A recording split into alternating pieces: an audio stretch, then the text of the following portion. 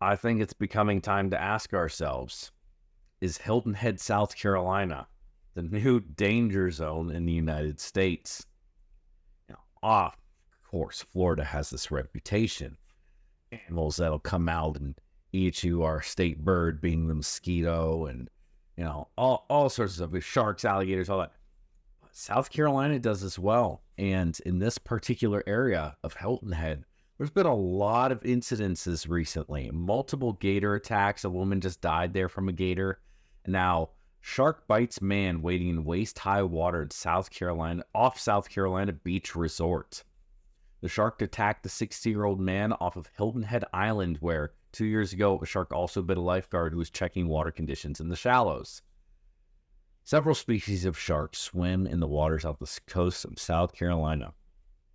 A shark swimming in the shallow waters near a beach resort in South Carolina has bitten a man in a seemingly unprovoked attack. The 60-year-old man, who has not been named, was in water just 2 or 3 feet deep off the Sea Pines Beach on Hilton Head Island on Friday, July 21st, when a shark nipped his foot.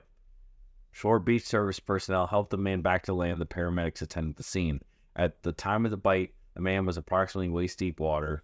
Representatives from the town of Hilton Head Island government wrote in a Facebook post, paramedics transported the man to the Hilton Head Hospital for treatment of the apparent bite wound.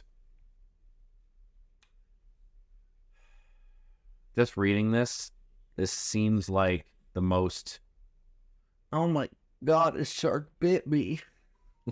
like, did it? Like, was it really that bad? It nipped you on the foot? I don't know. I haven't seen the injury. Following the incident, Shore Beach Service closed the beach to swimmers for the remainder of the day. Yeah, that's going to help.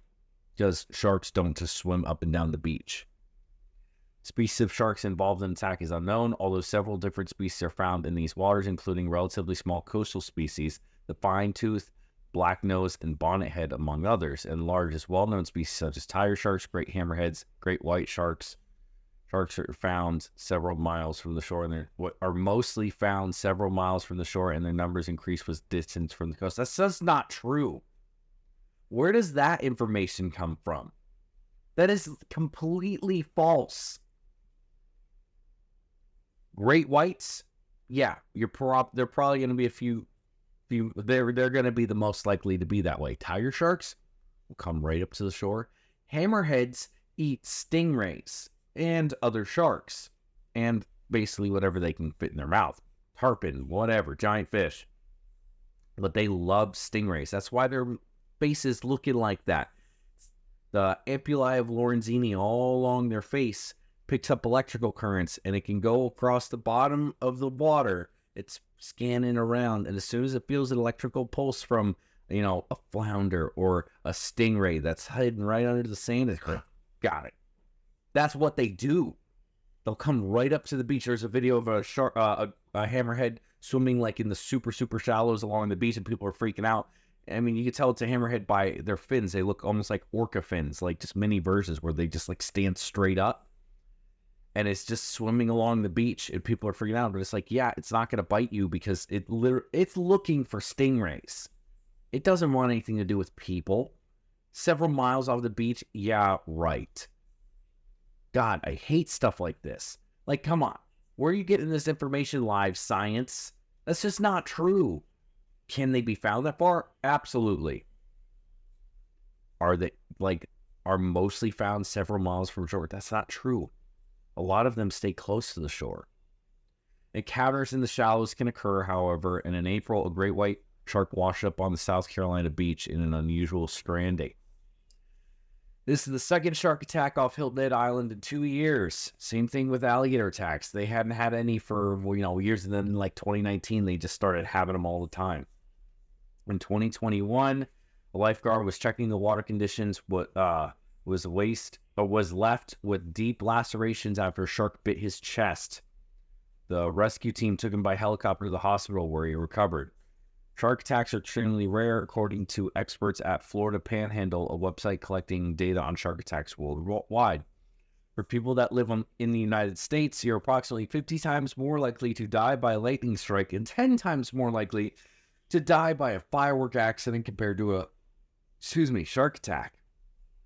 David Ngodi, the founder of Florida Panhandle, told Live Science in a statement. Seems about right. In 2022, researchers counted 57 unprovoked shark attacks, but shark bites globally in 5 fatal attacks.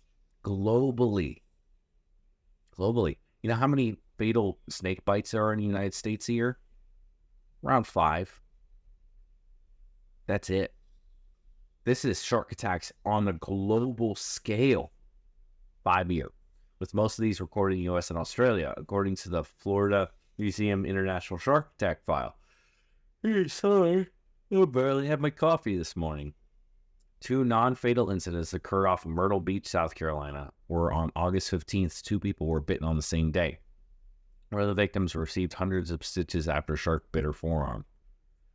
Daniel Abel, a professor of marine science at Coastal Carolina University, told WPDE that many sharks are found off the coast of South Carolina in the summer.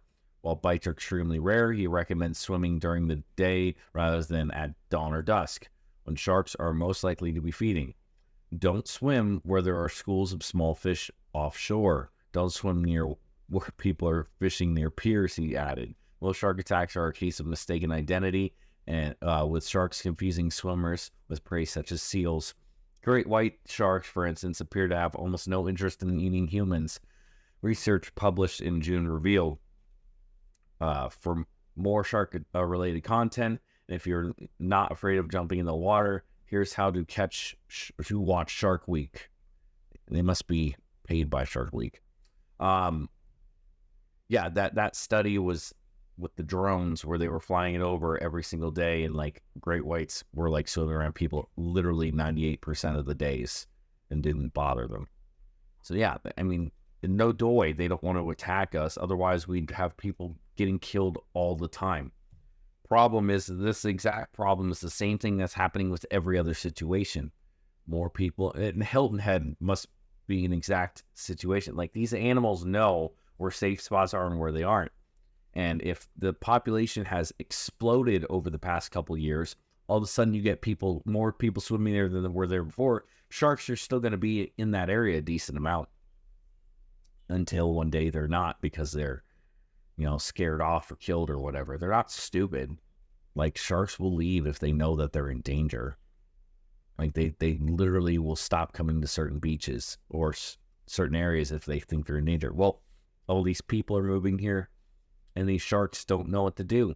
They're just doing their thing. They see something, they see a little toe wiggling, and they nip. They didn't even. The one problem I have with articles like this, well, more than one, but one of the big problems I have is, like, when there's an injury like this, they don't show anything. They don't, like, you don't know how bad that nip is. He was taken to the hospital. They didn't say life-threatening injury. So what probably happened is, like, a small shark that was cruising on the beach nipped his toe, and like he bled a little bit, and like that's probably all it was. And they're making it seem like it was like this huge deal when it wasn't, because they would have told you. They tell you when there's life-threatening injuries. When a shark nipped his foot in 2 to 3 feet of water. I mean, a big shark can get in the 2 to 3 feet of water. Don't get me wrong. At the time of the bite, the man was in approximately waist-deep water. For the apparent bite wound. I mean, there's not really much information on this to give you a better idea of what kind of bite wound we're talking about. In my opinion, it's probably not... Wait. That's Myrtle Beach.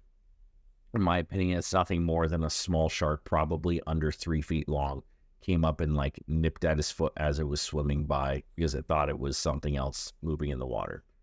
And then immediately realized it was not what it wanted and let go. And the guy had probably a couple cuts on his foot. It said apparent, so it wasn't like it wasn't this huge deal. But let me know what you think down below. Let me know if you think I'm wrong, because some of you probably do, which is fine. Just fine. If you think this is a bigger deal and they need to kill all the sharks, let me know down below too. I don't agree with that, but there's going to be people with that opinion.